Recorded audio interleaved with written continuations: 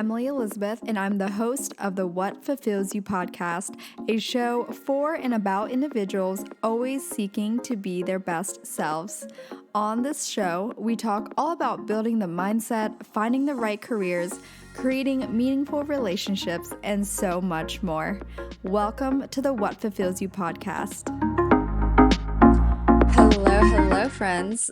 Welcome back to another episode of What Fulfills You. My name is Emily Elizabeth. I'm your host. And as always, welcome if this is your first time listening to this podcast. You decided to tap on this one specifically.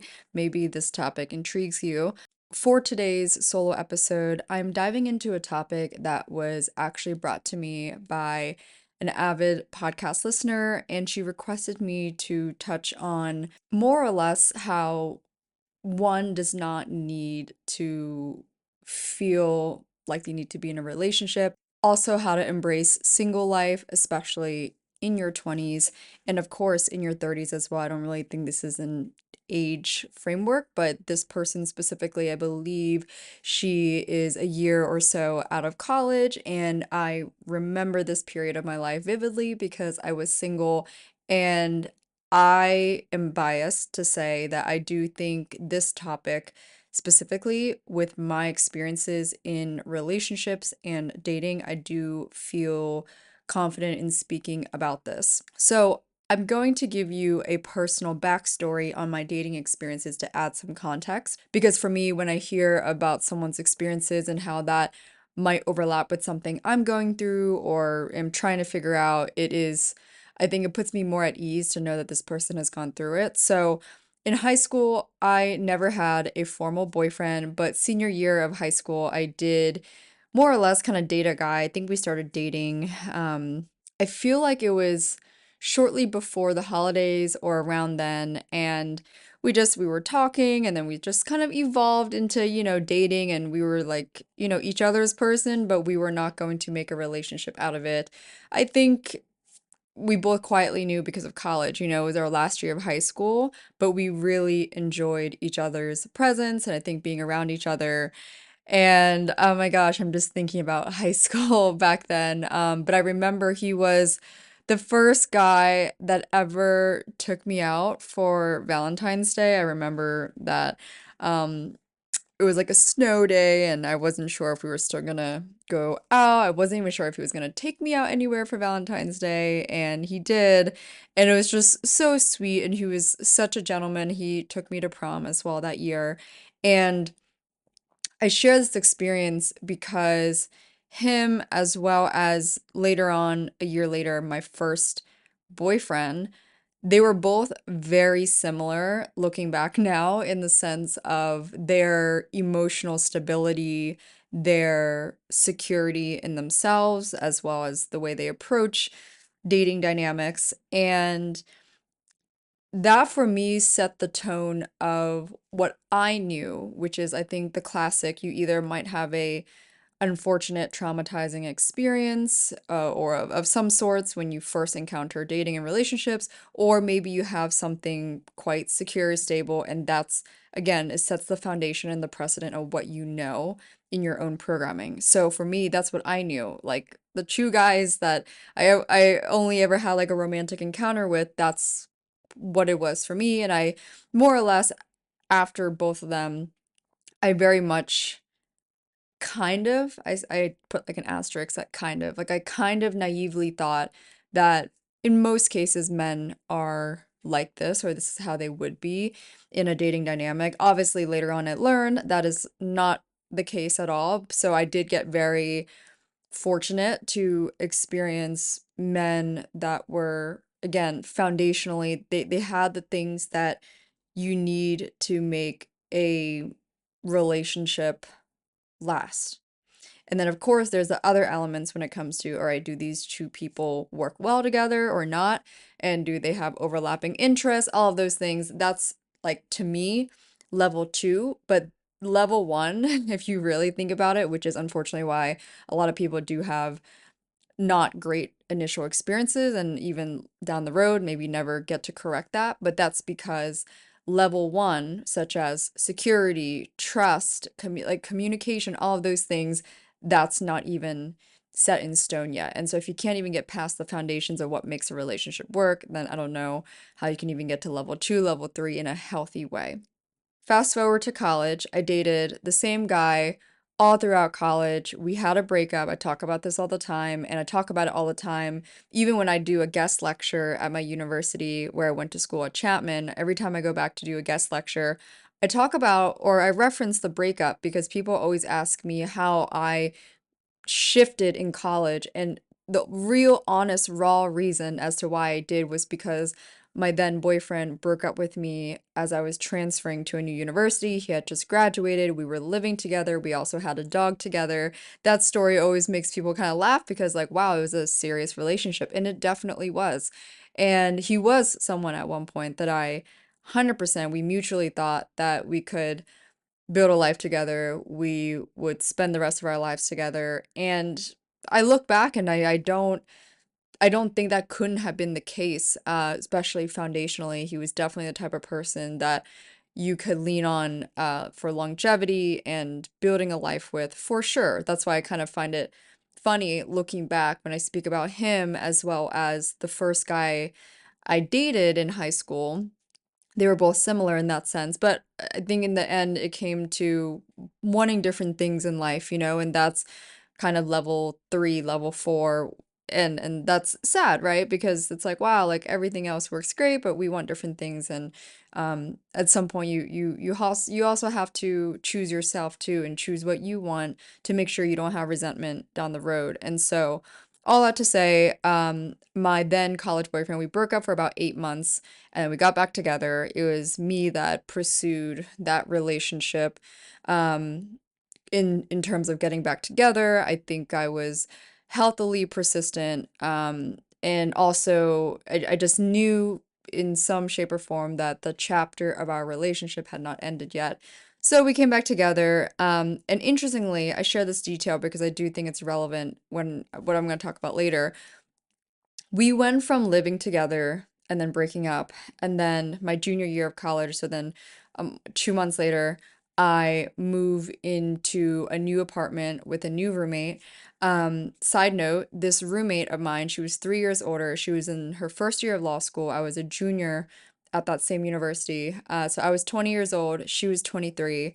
And she was also in a long distance relationship with her high school sweetheart, who she later on married.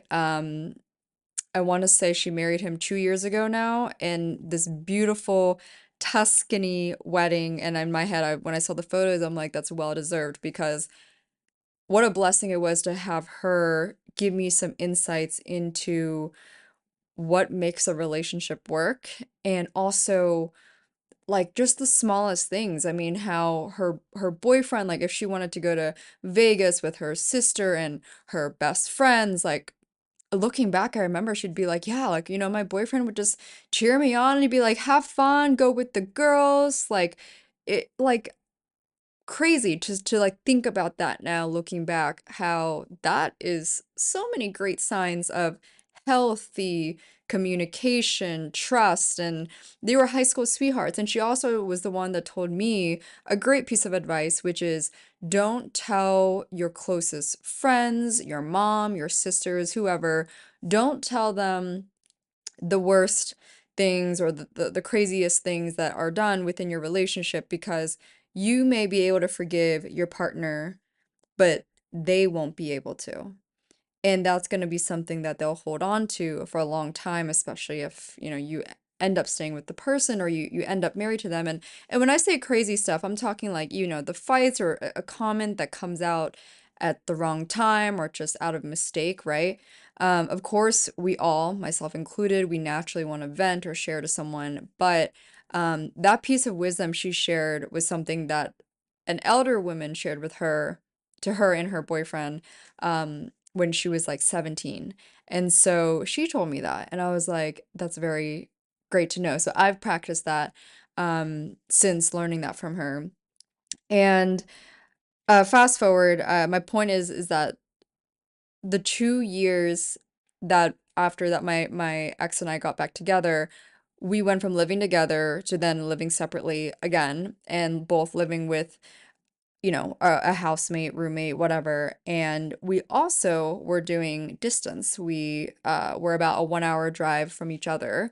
And so we would see each other on the weekends, at best. Sometimes it might be every other weekend, really. And so just imagine that going from living together for a year to then a very different relationship dynamic. And for me, especially in the 8 months of not being in the relationship anymore, not only did I not go out with other guys or try to like pursue like different relationships, but I was so focused on myself. I was so that's actually a period where my old business, Elite Skatewear, I'm not as active in that anymore, but it was a figure skating dress business that just propelled out of the roof. I remember that period, I focused on myself. I focused on what I wanted to do with my own life, and I put my energy there. And so when we went from, again, living together to now living apart and with a 1 hour car drive, it never affected me because I was like, this is how this is healthy. It's great that we have time apart. It's great that we have distance.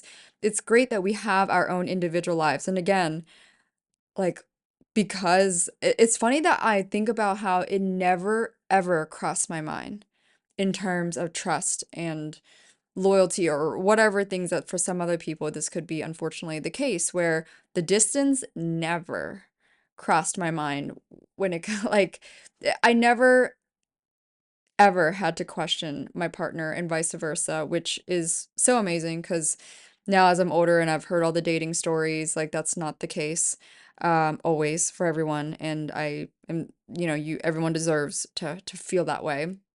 Um, but as I mentioned, we later on ended after about a total of 4 years. Fun fact, he was actually the only guy I ever brought to any of my sorority formals. And so I never went to any of my formals with a different guy, which is kind of cute. And I certainly do like still wish him well. I'm sure he will, I'm sure he's still like the same kind of person, like just very grounded and stable and all of that good stuff. But after that relationship, I did not get into a committed relationship again until 3.5 years later. And so in that 3.5 years, so from 22 to 25, I was enjoying my single life. I was very focused on myself, and I want to backtrack really quick too. I attribute my ability to just put energy in myself because of my college boyfriend. When he broke up with me, and he was always a mature, wise guy too. He told me, Emily, like he knew how much it was affecting me, and he said, Emily, just find something to put your focus in again. Like he literally looked at me and he's like, maybe go back into skating or maybe do this, maybe do that. He looked me in the eye and kindly told me to like do something for myself. And of course, I did that in the time we weren't together, but I was able to take that with me when I was single. And we broke up around the time right before I started my first full-time job. And so it was a couple months out of college, and it was just a new chapter of my life. And so at that point, I was very focused on making my own money and having a salary and going to the office. And my coworkers were so incredibly amazing, and one of them actually just got engaged, and we were sending voice notes to each other the other day talking about the excitement of his future wedding next spring. And just like that's something we talked about before, which was like the day your wedding comes, like I'm giving a speech. And so it was so great to just again be able to feel that years later is something that I talked about with my old coworkers. And so I had a great support system. And, I went from Orange County to LA to New York City in those 3.5 years. And of course, the pandemic happened in the midst of all of that too. But in my single life, I of course, I had different romantic encounters and, maybe dated or talked to someone for 2 to 3 months or whatever, but nothing that ever became serious. And I remember it came to a point where I actually, before going back into a committed relationship, I was unsure. I was so used to being single at that point that I wasn't sure if I wanted to give that up, I guess. And I remember my then therapist told me great words of wisdom because she was probably only like 15, 17 years older than me. She goes, um, you're gonna know when you are ready or when you want to just be with this person. She said, I won't have to think about it. I won't have to question, do I want to be single? Do I want to stay single or whatever? She's like, you'll just know. And of course, I naturally knew shortly after that I wanted to date this person. And so, all that to say, to kind of wrap up the personal dating experiences, I pretty much had a great balance in my 20s of being in a committed relationship, having, my short flings and experiences of dating different people and learning different relationship skills along the way. And also, again, into new committed relationships. And I cannot emphasize more how important it is to take advantage of being single when you are. And for those of you who are listening to this is going to be, pre Valentine's Day, this episode. So I hope none of you guys ever feel some type of way when Valentine's Day. I know it's easy for, anyone to be like, "Oh my gosh, like another year, I'm not in a relationship." But trust me, and I said this to my best guy friend too a long time ago. I was like, before he ever got into a relationship, he was always seeking it. He was always like yearning for that companionship, and I told him it is amazing to have that, but also everything comes with a cost in a sense of when you're in a committed relationship, you have to make decisions a little bit differently. You have to consider another person now into your life, into the way you do things, into plans, and just into your overall life schedule, right? So, be careful what you ask for, especially when you might be better off just pouring into yourself and just along the way, as with my three relationships I've ever experienced. I never was looking for any of them. I never met any of them on apps, by the way. Not that I have never explored an app, but I very much was always, I don't know, like I'm a chatty person and I think I can meet people quite easily, so I never was put off to just meeting people organically, especially through mutual friends. And so, funny enough, I think about just, I wouldn't say advice, but just words of encouragement I said to a girl on my team. She actually helps with PR and social for the podcast and Lost Hat and my marketing agency. But I said to her, because she currently lives in Amsterdam, and this was also at a time in the beginning before starting to work together, she wasn't sure if I'd be okay, I think, if she was going to Amsterdam and going to be in different time zone and everything. And I told her, you know, I am an advocate for living and creating a fulfilling life. And her being, I think, 23, 24. So I said, you're not in a committed relationship. You don't have an apartment lease or anything to tie you in at home or, in another city. You should go and experience that. You should go and live abroad and do those things and explore your curiosities, because we all need something to push us out of our comfort zone and to teach us about life in the world. There are just a lot of things in life that you can only learn through personal experience and through watching other people go through it as well and kind of taking mental note. For me, when I was 18, I moved from a small town in Pennsylvania of 3,000 people and I went of 8,000 people and I went 3,000 miles away all the way over to the West Coast in Southern California. I knew no one. This is straight out of high school, and for me, that was why I grew up in such a profound way, because I did a lot of things on my own. I had no attachment to anything in an unhealthy way, and I was able to just kind of spread my wings. And I think that's why I tend to bond with people that have seen the world in some shape or form, or are from another country or from another city, especially globally. Like, I have a lot of friends here that are from different parts of Eastern Europe, and we all bond because we understand and recognize the different cultures and different ways of being around the world.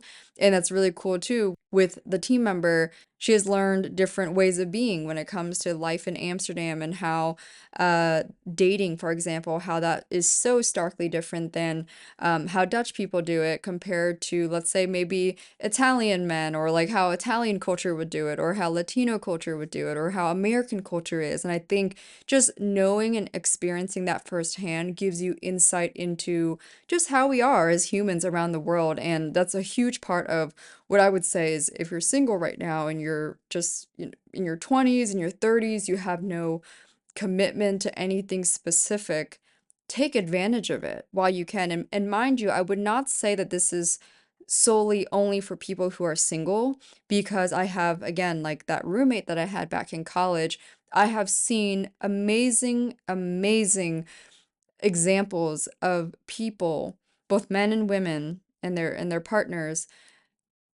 being in a committed relationship, but still living a life that is very full. And like my roommate, she was a lawyer, and if she had an opportunity, like during a Thanksgiving break, to go to Vegas or do something with her four best friends and her sister, who she's very close to, I remember, like, she was gonna go do that. She was not limiting herself because she's in a relationship, and that's something I witnessed firsthand. And that's also something I said earlier. Her boyfriend did not, like, prevent her from living her life, right? They were also doing distance for 5 or 6 years at that point. Um, and I think that goes with, I know, like, going abroad and whatnot, that can be challenging on people and relationships. And I think that will always come down to your circumstances and your preferences. But even when you're in a relationship, you should still be pursuing your own individual, independent life, because you are your own person. And when two people come together who are two whole, fulfilled individuals with their own interests and their own mind, their own way of being, they come together, they can create a lot more. And I experienced this, actually, speaking on experience, in my first relationship, right?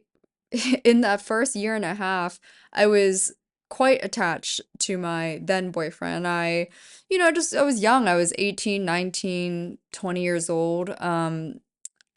I definitely was probably always like, we got to spend every other day together. Like, I didn't know yet, and it's okay. I give myself grace. But I learned after that what it looked like to be so, I guess, more or less emotionally dependent on someone else, that I forget about my own needs, my own life. And when that relationship is gone, which happened in the middle of that 4 years, I felt lost. I felt empty. I felt like I lost a big part of myself because I didn't keep Emily going on. It was just Emily in the relationship. And so Emily without the relationship was, honestly, it was tough. It was really tough. I had really no close friends to go to. I had, and really not much of an idea of what to do with my time, with my life. And that's when I started to listen to podcasts. I started to shift my mindset. I started to tap into stoicism, which also helped me learn how to emotionally regulate, and also to not make assumptions, which I think can happen when you're not developed yet, and you draw assumptions in relationships, things like that.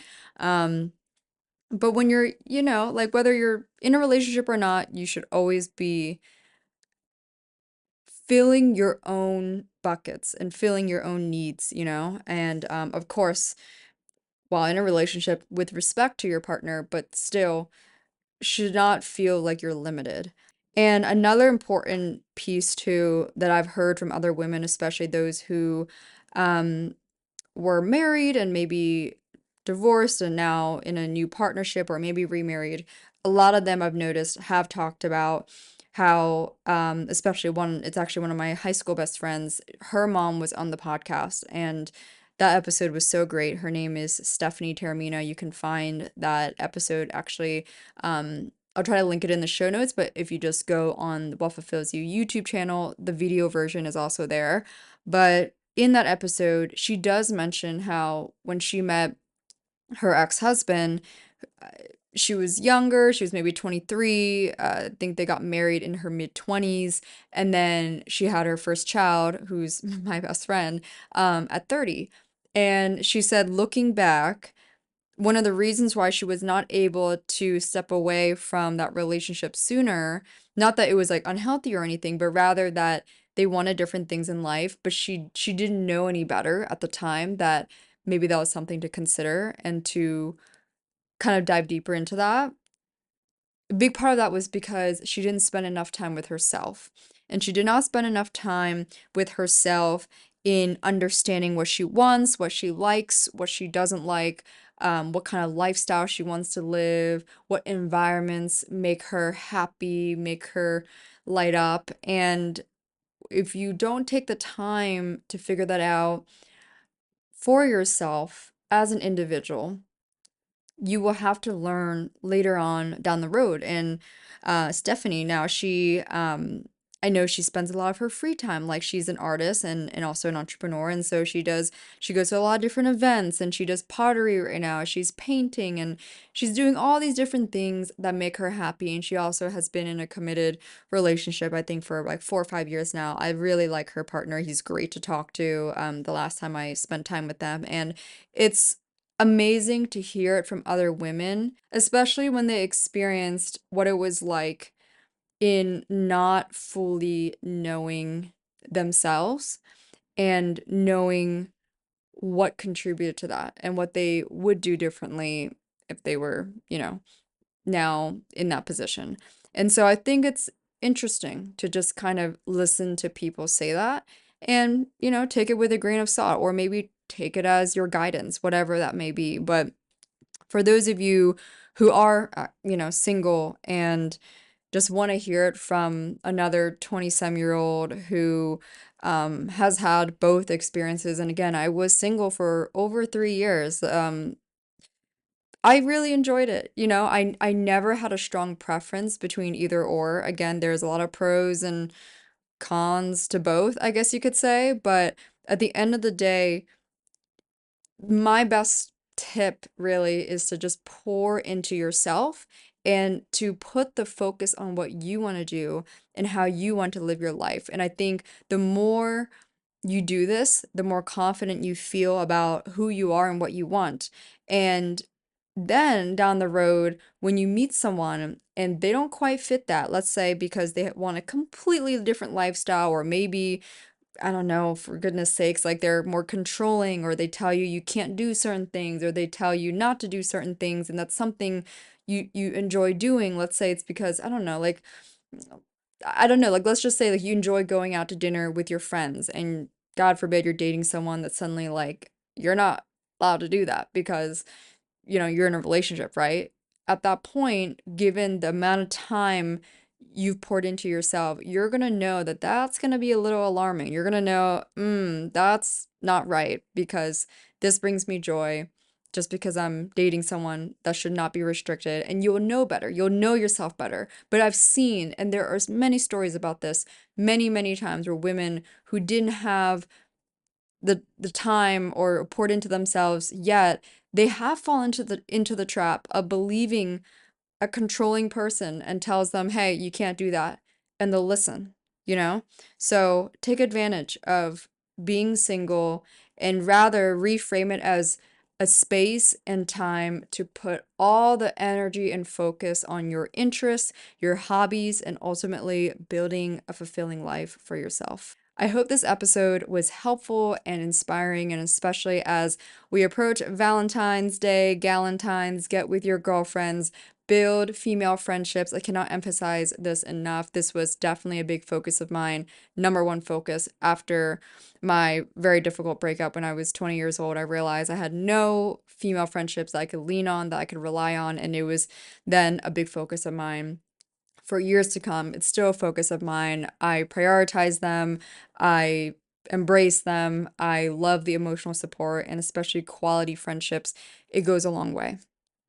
Thank you so much. And as always, if you enjoyed this, share this with a friend, put this on your Insta story. If you do share on Insta, make sure to tag my personal Instagram at Emily E. Duong and at What Fulfills You. All of the links are in the show notes. Thanks again, and I will chat with y'all next time.